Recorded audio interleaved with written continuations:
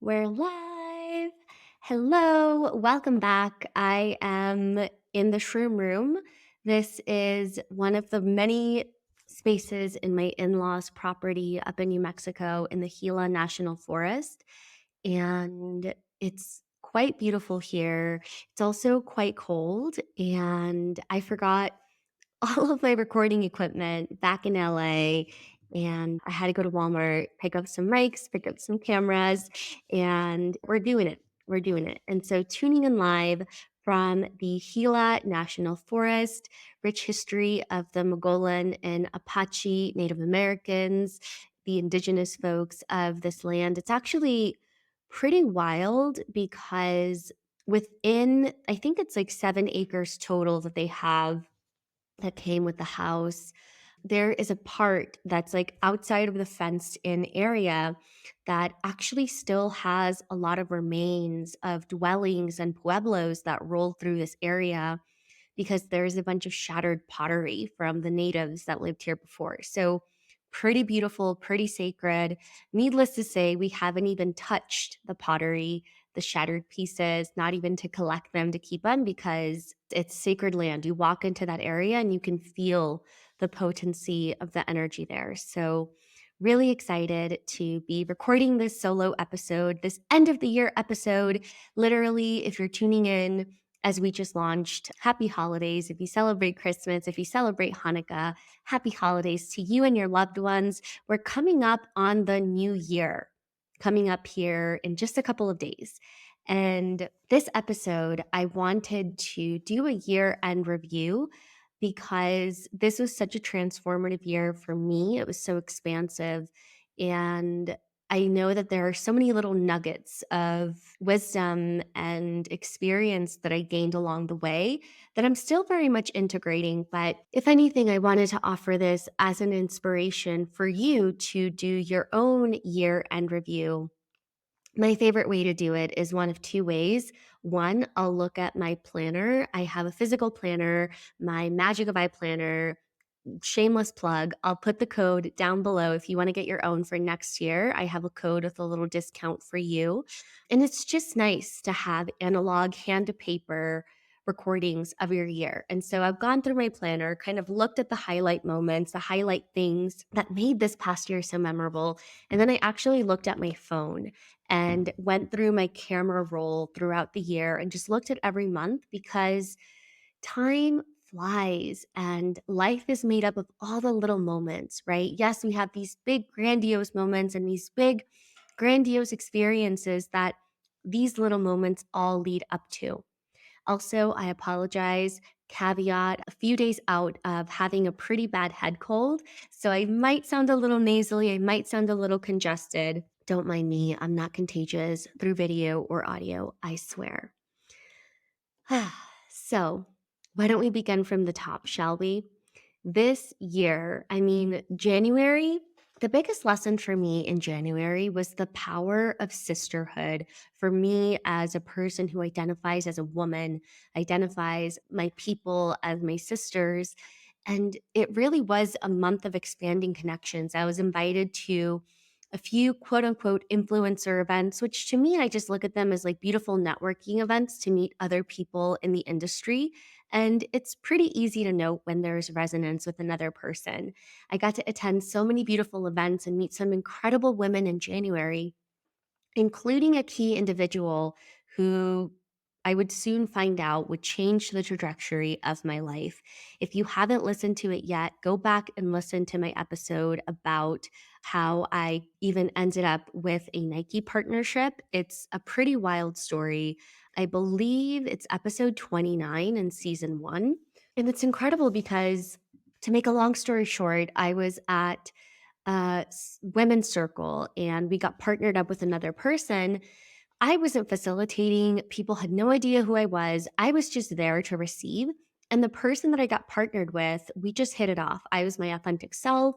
I was having a conversation from my heart, and so was she. And we had this beautiful resonance to where we were like, oh my God, let's connect. Let's be best friends. Let's get coffee. And long story short, I would soon find out that she did partnerships at Nike. And is the person who brought me on to the Nike family. And so January really was a lesson of show up as your authentic self with no expectation. You never know what seeds are encoded with the DNA to become these massive, beautiful trees in your life. And the key to activate them, to sprout them, is your authenticity. So, anywhere you go, even if you are surrounded by people who maybe are doing the things that you want to do, or people that you look up to, never pretend to be anything that you're not. Never pretend to be anything but yourself, because your authenticity is the magic key that's going to unlock so many doors for you. So, that was my lesson for January. February. We're only a month in, and I'm already just like, what a year. February, I got to go to Guatemala. I was in San Marcos. I was in Lake Atitlan, El Lago, the lake, and I was there doing a cacao training with Cacao Source. I had my initiation with cacao a few years back, had been sitting with her, just kind of connecting with that plant. And here's the thing, every plant has its spirit. Every plant has its energy, from what we might consider a weed to something like the root of grandmother Aya, right? Every plant has a spirit. No matter whether they can create these psychoactive hallucinogenic experiences or not, there is medicine within each and every plant. And for me, and many of us, we're drawn to work with the spirit of cacao. So for me, I got to go to Guatemala. I got to connect with my ancestors. And I also really cultivated right relation with cacao. I realized that I was consuming cacao at a rate that was not sustainable for the plant, for me. And she really gave me a hard lesson in right relation, because one of the days that I was supposed to hold space, I woke up and I was hit with a wave of sickness. I was throwing up. My stomach was super sick. It wasn't food poisoning, because within an hour I was fine. But it was this moment of like, I was supposed to hold space, and I still held space. But when I sat down and asked my cup of cacao, am I meant to drink you right now? The answer was no. You're meant to receive from a more ethereal realm, from the spirit of the plant rather than the physical manifestation of it. And so February was really this understanding of right relation with plants, right relation with the earth, right relation with medicines, because in today's world, everything is so accessible to us. And just because we have access to it doesn't mean that we should be actively engaging with it, especially when it comes to things that should be revered with great honor, with great reverence, with great respect. So I'm just going to bookend that. Right relation with the earth, right relation with plants. What does that mean to you? It's a really important question to ask, because it means many different things. And at the end of the day, if we can all cultivate right relation with Mother Earth as a whole, with the macrocosm that is our planet, then the microcosms of our lives will also fall into place of right relation, from our relationships to others, our relationships to ourselves, our relationships to the world. The other key thing that happened in February, that honestly, I don't know that there was much of a lesson in this as much as it was just like highlight of my career moment. I got to do a Nike activation. We did this like promotional shoot for Nike Well Collective, the wellness side of the platform, with none other than the Queen himself, Bretman Rock. Okay, I have been following Bretman Rock since the genesis of Bretman Rock's presence on social media, which was when he was in high school, living in like a one bedroom with his mom and his sister. Some of you might know the OGs. If you know, you know. I have loved Bretman Rock since that day. And to get to do what I love and get to share that with him and get to meet him in that way was honestly just the coolest thing. And what's crazy about that is that the December before that, so only 2 months ago, I was in Florida visiting my family. And I was chatting with my brother's girlfriend, Allison. Shout out Allison. And we were just talking about like what we want to manifest for the next year. I kid you not, we said, we're going to manifest me, Natalie, sharing a sound bath with Bretman Rock. And then we laughed and like continued to talk about other things. And then only 2 months later, in the most unexpected way, this happened. And so never underestimate the power of the seeds that you plant and the power of your vision. Okay, that's the lesson in that. Cool. March, end of Q1. Well, if you follow me on Instagram, you probably see me post from the most aesthetically pleasing, gorgeous place in all of Topanga, the Well Lived Woman. Shout out the Well Lived Woman. Shout out all my well lived women. I freaking love that place. Moving to the canyon, as with moving into any new communities, neighborhoods, it takes some time. It takes time to find your place, to find your people. I mean, of course, you can like build surface level relationships, but to really feel held by a community, it takes time. And I honor that. I understand that. And when I arrived to the Well Lived Woman, it was like she welcomed me with arms wide open into this ocean of powerhouse mothers, sisters, aunts, women, business owners, folks who are in the corporate space, just women who are so embodied, so beautiful. And it was such an honor to get to step into that community by leading an activation, leading a sound bath for them, and really engaging that way. And it's no surprise that was also the month of women's history, because I remember I also spoke on a panel for Alo Yoga for Women's History Month. And yeah, March was the month of women for folks who identify as women. If you feel like a woman, then you're a fucking woman. All right. Women's History Month was the month of March. And it was such a reminder of all the things that women can be. It's not just a single box that we fit in, that we have to fit in. If you feel like a woman, whatever your embodiment of that is 100% correct. March was the month of the woman and how badass women are. It was also the month that I went to Cabo for one of my best girlfriend's bachelorette's party, which was so fun. I was the maid of honor, so I got to plan with a lot of support with some of the other bridesmaids and the attendees this bachelorette party.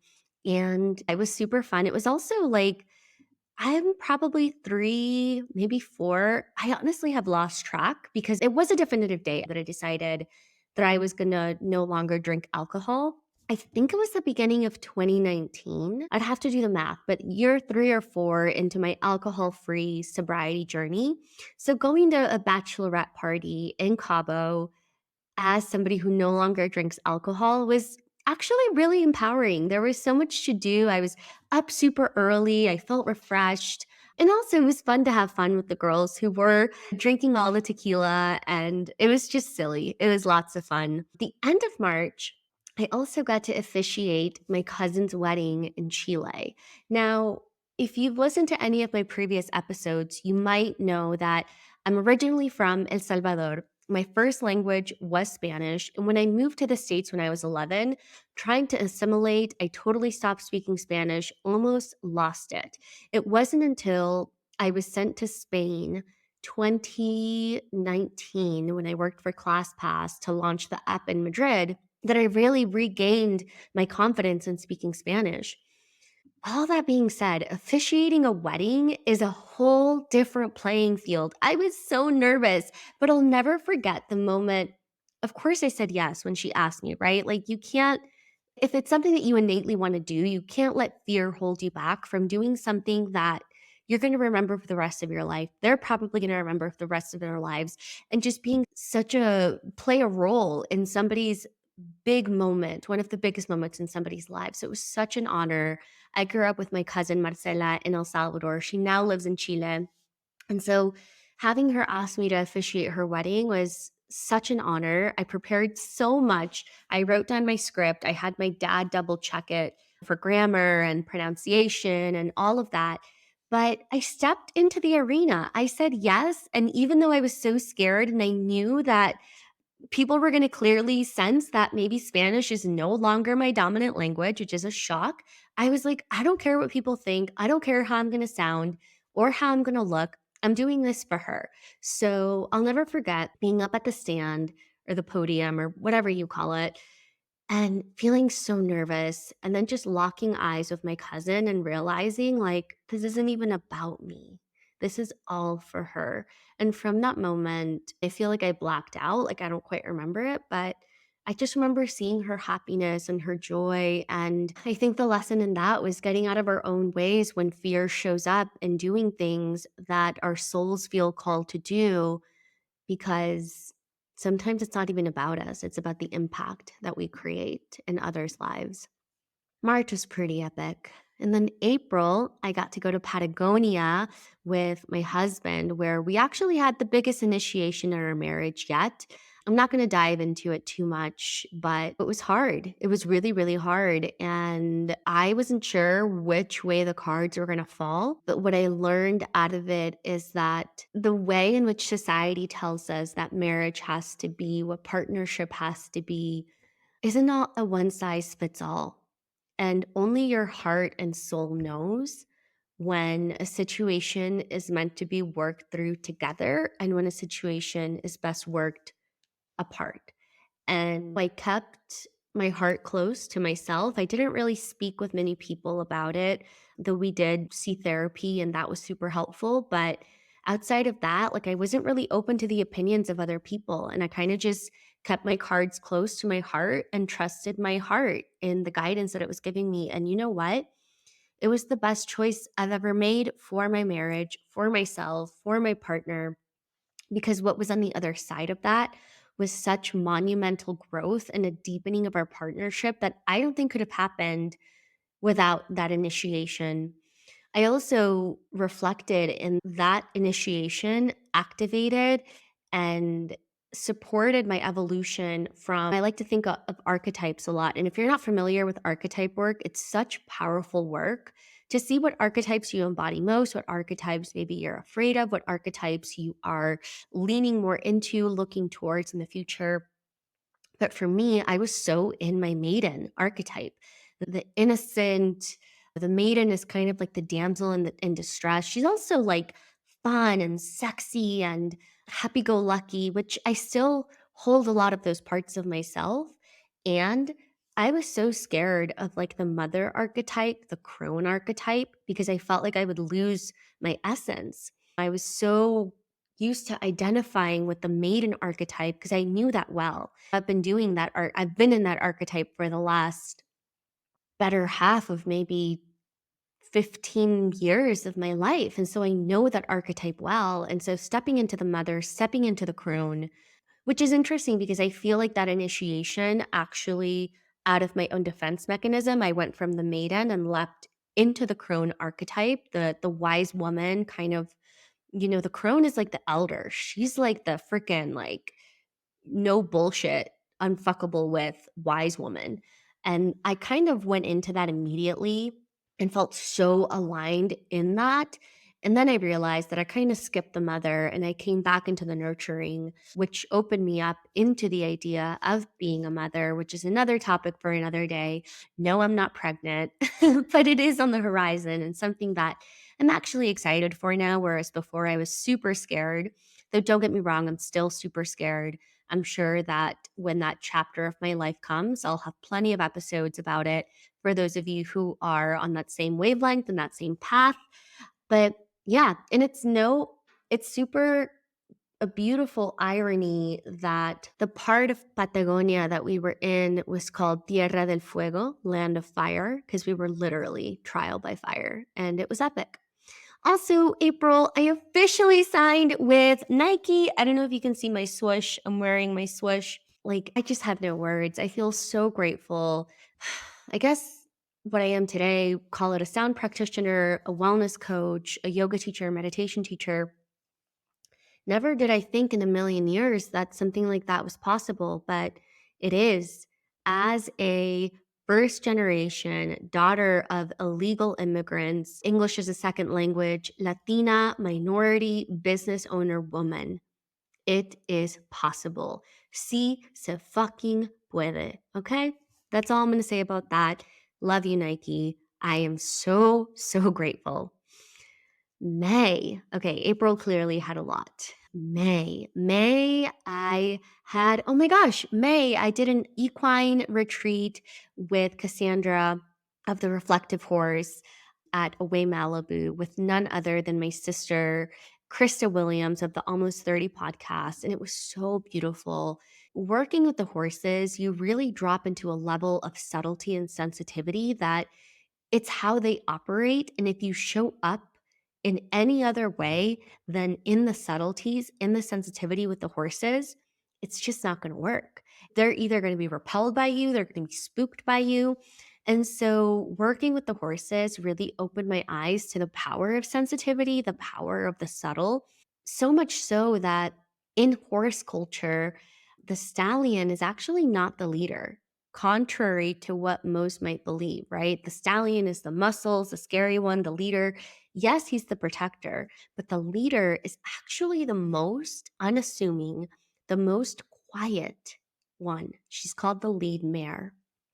And I think there's so much power in this because as women, we have this lead mare energy that is so innate with the divine feminine. What the lead mare does is she sets the direction for the herd. So the lead mare, she might quietly start walking in one direction, and the stallion is actually her muscle to keep everyone in check. But the lead mare is the direction setter, and she's typically the most quiet, the most reserved, the most observant.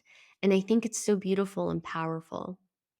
In May, I also went to Hawaii to celebrate the lives and spread the ashes of Tyler's grandparents. His whole family planned this trip to Hawaii. And yeah, we got to go to Kona and also Kauai and create altars using the flowers and the leaves that were from the area and release their ashes into the ocean. And it was so beautiful because, it was such a marker of time of just like my family, that family's point in time of like the passing down of the batons of who the elders are now. And also celebrating all the wisdom that they shared, all the wisdom that they imparted, the love. And it was just so wonderful. And I had never been to Hawaii, and that land is so fertile, so potent. The energy there is so pure. The water is so crystalline. I can't wait to go back and explore it more. In May, I also got to go to upstate New York, meet one of my childhood best friends, baby Emma, Marilyn. Shout out Marilyn and Alan. And it was just so sweet to see her step into her mother archetype and how naturally she did it. And it was inspiring for me to see somebody who I've known over half of my life now transition into that stage of life and all the sacrifice that it takes, all of the patience that it takes, all of the grace. And it was just so beautiful to see her step into that.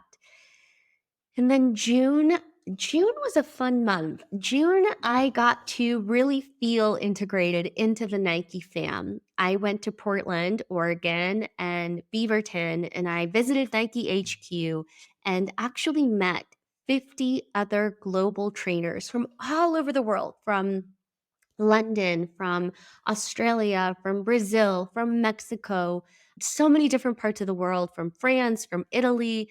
And it was so beautiful to see the culture of wellness and fitness represented in so many different geographical cultures. And to meet all of these inspiring individuals, all these badasses, it was really cool to see how they all embodied this cohesive common theme of Nike Well Collective and the Nike fam, the just do it energy in their own way. And it really reminded me that your authenticity, like I said before, that's your secret sauce. That's what people want.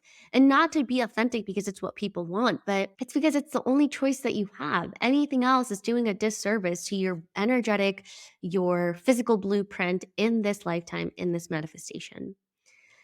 July, I led my first retreat in Costa Rica with Wildly Well Retreats and Caitanya. And it was so fun because Caitanya is a talented Pilates movement dance instructor. And so we had this like yin and yang energy where she would kick our asses in the morning. And then I would kind of land the plane with some yin, with some sound. And Costa Rica, we had the retreat at Bodhi Tree If you ever wanted to go to Costa Rica for yoga, for the beautiful culture of wellness that is there, cannot recommend Nosara enough. Bodhi tree. I might do another retreat there next year. We'll see. I like travel year is already so crazy, but you never know. August. Oh boy. August. Okay. You may or may not have seen on the news that this year's Burning Man was actually Muddy Man. I went to my second Burning Man this year in August, and whew, the first few days were epic. They were so beautiful. And at Burning Man, and those of you that have been to the burn, there's this sort of understood thing that you get your playa name. So the grounds where Burning Man takes place are known as the playa on Black Rock City. So that when you hear people call it, say, the playa, they're talking about the grounds of Burning Man. So there's this unspoken rule that when you go to Burning Man, you get your playa name, which is kind of like your maybe alter ego or the nickname that you get at Burning Man. And for me this year, I was really calling in embodying my huntress archetype. I was like, okay, I want to play with the huntress archetype. What does she feel like? What does she look like in me? And when we got to the playa, there was this art installation that was like a bunch of blocks stacked together to this really high sort of square situation. I'm not even going to try to explain it to you. It was pretty tall. And when you walked up to it, you could see that it was held together by zip ties. Mom, I hope you're not listening. And if you are, I'm sorry, but I live to tell the tale, so it's fine. So I saw this thing and I was like, I'm going to climb that. And I freaking climbed the whole thing. And I got to the top, and you can feel the infrastructure swaying. And I was literally gripping onto it. And I was like, okay, this is what cats feel like when they get stuck in a tree. It was exhilarating, it was scary, it was all the things, but I could see the whole playa from that point of view, and it was pretty epic. So then I came down and something else happened, I forget, but long story short, I was given my very first playa name, and it's Puma. And it was so perfect because I was calling in embodying the huntress archetype, and then to get such a powerful animal totem as my playa name. So if you ever see Puma signed off Puma, just know that it's my Burning Man alter ego speaking, and it's all good. All right. So we're on to September. Oh, when I think of September, I think of Bhakti Fest and Joshua Tree. There is a backstory about Bhakti Fest. So the reason that I ended up at Bhakti Fest was because how to tell this story in such a short period of time. So when I was 11, I was visiting my uncle for the holidays in Virginia. And his wife, my aunt, had her sister visiting. She was in town. And I'll never forget meeting this woman. And she was probably maybe in her like late 20s, maybe early 30s. She was a bit older. And I remember meeting her at 11 and thinking, holy smokes, this woman is badass. I want to be just like her when I grow up. I just remember like that imprint that she left on me. I was so amazed by who she was. Fast forward through 20 years, fast forward 20 years. I get a message on Instagram, on my Love and Alchemy Instagram, and it's this woman.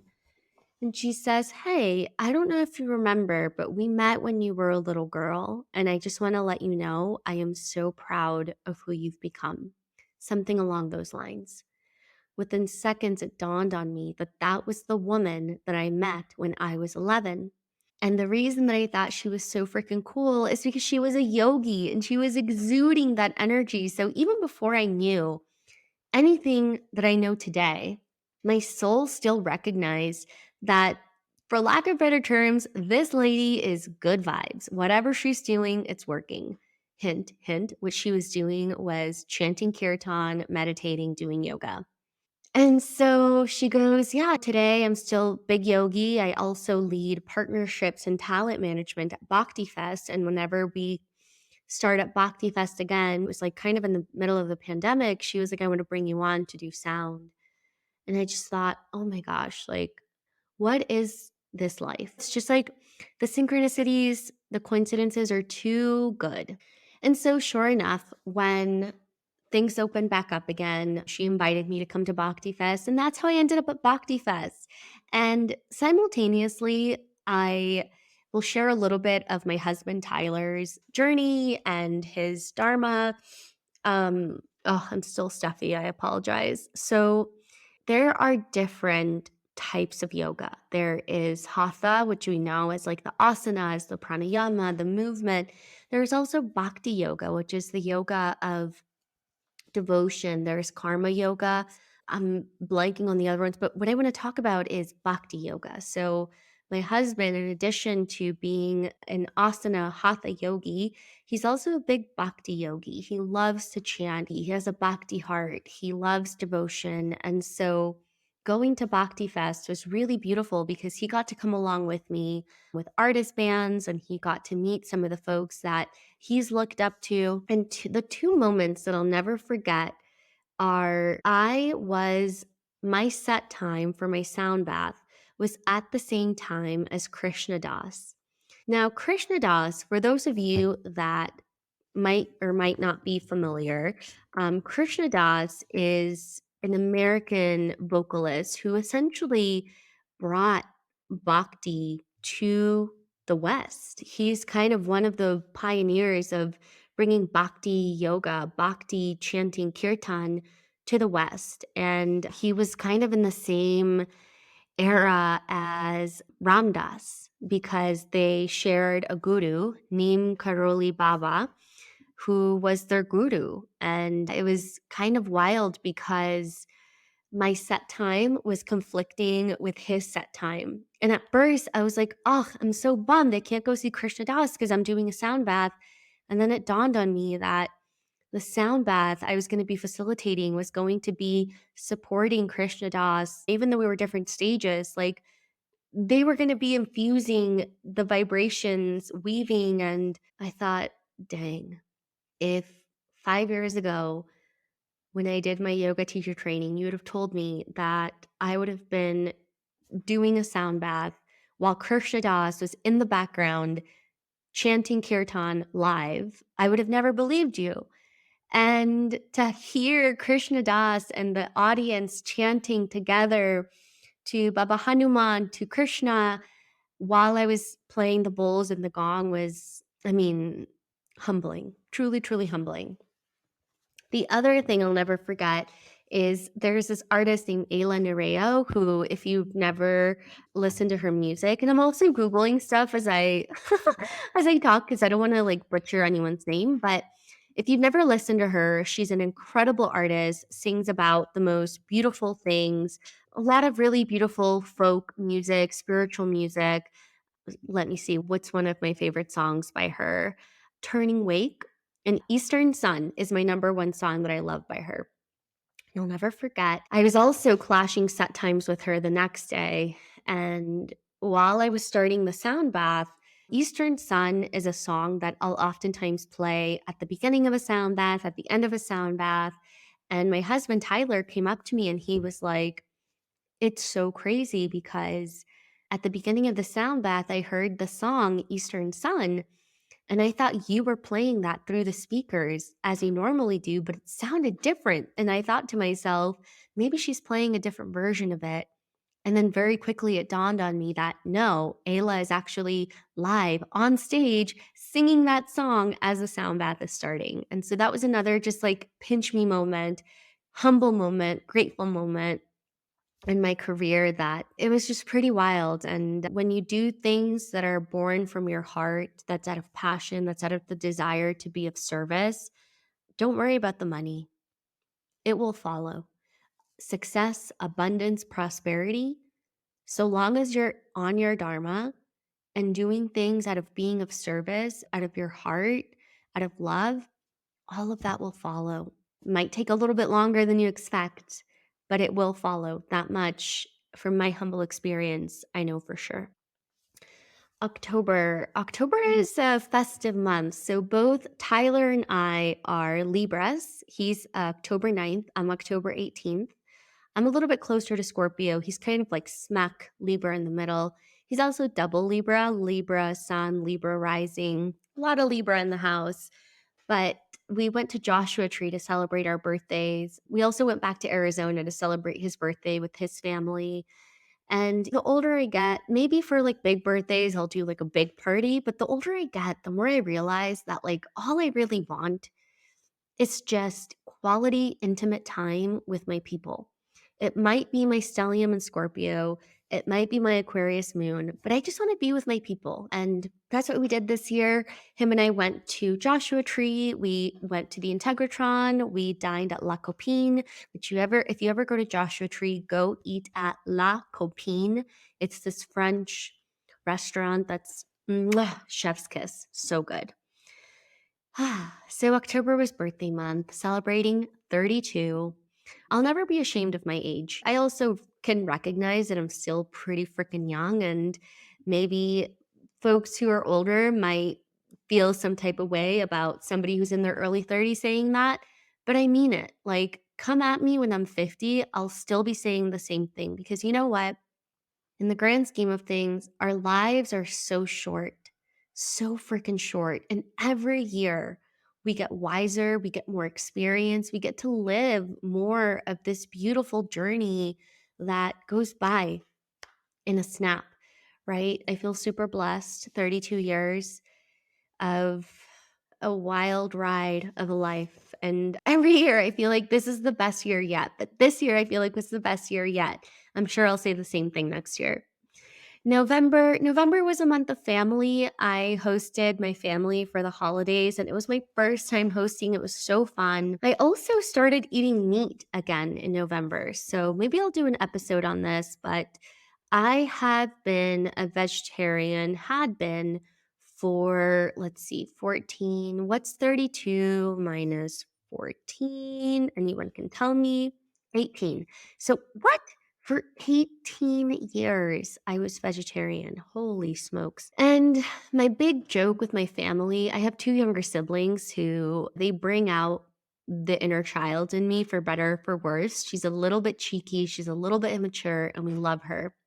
So I threw down a challenge to my siblings. I said, if you guys come to me this year for the holidays, I will eat turkey.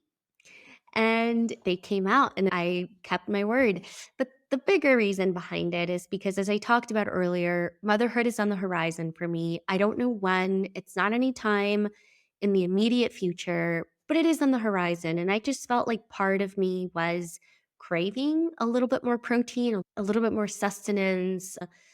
Yeah, just different components. And so I'm trying it on for size. I'm not eating meat every day. And I actually had a nightmare a couple days ago that I think was my subconscious mind, like feeling guilty for it. So it's something I'm still kind of exploring. But yeah, so that was kind of a big event for me in November. Just honoring my body. I've had such a interesting relationship with food and nutrition since I was a teenager that I'm at the stage where if my body is craving something, I'm going to listen to it, right? If my body's craving food super late at night and I know that it's not a coping mechanism, it's not because I'm anxious or I'm bored, I'm going to feed it. Whereas before, I was super strict about I'm not eating past 6 p.m., XYZ, I'm not eating this, I'm not eating that. I was super restrictive with food. So I'm also just learning to embrace the language that my body knows to speak through the senses, through emotion, through all of it.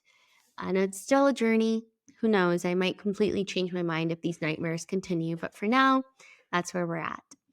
And now we're up to December. Oh my gosh, December is such a sweet month. I started the month going down to Playa del Carmen and teaching for Wanderlust. In the past, I've only really captured content and managed their Instagram, but this year I was invited to teach, which was such an honor because I was teaching alongside some people that I really look up to, I really revere, such as Janet Stone, such as Skylar Grant, people that I just really look up to, Kevin Courtney, Kimberly Snyder, my girl Krista, she's my girl, but I still look up to her. Murray Hidry, Natalie Kuhn of the class. If you've never taken the class, highly recommend. I got to meet Valeria Hinojosa, who I hope to have on the podcast one day. And it was just so fun to get to be in community, to be with people that are expanders for me, and also realize that, like, I have a seat at the table too, and I'm worthy of being there. And I say that with all the humility and gratitude. So that was really powerful. It was really beautiful. It was a lot of work covering social media while also teaching for a 3-day festival that has 15 classes and workshops every single day. Your girl was hitting 18,000 steps every day. So the cenote dip, the temescal that came after was totally worth it. After that, Tyler and I went to Oaxaca, which, okay, if any of you want to go to Oaxaca, send me a DM. I have a recommendation list for you that a friend gave to me. It is the food in Oaxaca is unreal. I'm low-key grateful that I eat meat again just so that I could try everything in Oaxaca. The tamales, the mole. I will say black mole is a little heavy for me. I tried it. I enjoyed the taste of it, but I can only do a single bite because it was just a big experience. I felt satiated with a bite. But I got to do a cooking class, and just the food in Oaxaca, the gastronomy, the culinary experimental sort of culture around food. It's so dang good. The people are so lovely. The art is so beautiful. And I just got to go to Oaxaca City. Like, I didn't even get to go to the coast. I went into the mountains for a day and actually met some indigenous healers, some ancestral healers. That was a really beautiful experience. I got to do it the Mescal. I got to do a traditional Mayan massage with them. And the land, it was a magical mountain town for sure. And that leads us to now. Then we flew back to Phoenix, picked up our car, drove to New Mexico to be reunited with our dog who has been here all of December with my in laws. And now I'm getting my proper wintering in. As soon as I'm done recording this episode, I'm officially done working until Christmas. Well, until after Christmas, a couple days before New Year's. But this year has been really expansive, and I got to give credit to all the seeds that were planted and activated by me showing up with an open heart in my authenticity, letting go of expectation, and just being curious of what the universe, what life, what God has in store for me. And if you're still listening, thank you for being a part of this community. It's pretty wild because sometimes it feels like I'm speaking into an abyss. This podcast space, doing solo episodes, it's kind of funny, but my hope and my wish is that somewhere along the way, you find inspiration, you find solidarity to know that you're not alone in any of it. Maybe people that have served as expanders for me, I hope that I can be an expander for others. And I'm still very much figuring it out, putting one foot in front of the other. So I'm not perfect. I don't have all the answers, but if I can support you in any way, send me a message, send me a DM. And if you find value in the podcast, if you enjoy what you hear, leave us a rating, a review. That helps a ton. Subscribe to the pod, share it with a friend. And we're actually doing a giveaway until the 28th. The winner will be announced. So you will receive a Magic of Eye planner as well as a block of cacao. And all you have to do to enter is rate and review the podcast. Every entry counts. So you can leave a rating and a review on Spotify, a rating and a review on Apple. You can follow Practical Alchemy on Instagram and follow Latinas Who Meditate. And if you're not already connected with me, follow at Love and Alchemy _ and yeah, good luck. Happy holidays with your loved ones. Stay healthy. Take care of yourselves. Happy New Year. I love you all so much. And I'll see you next year. Ciao.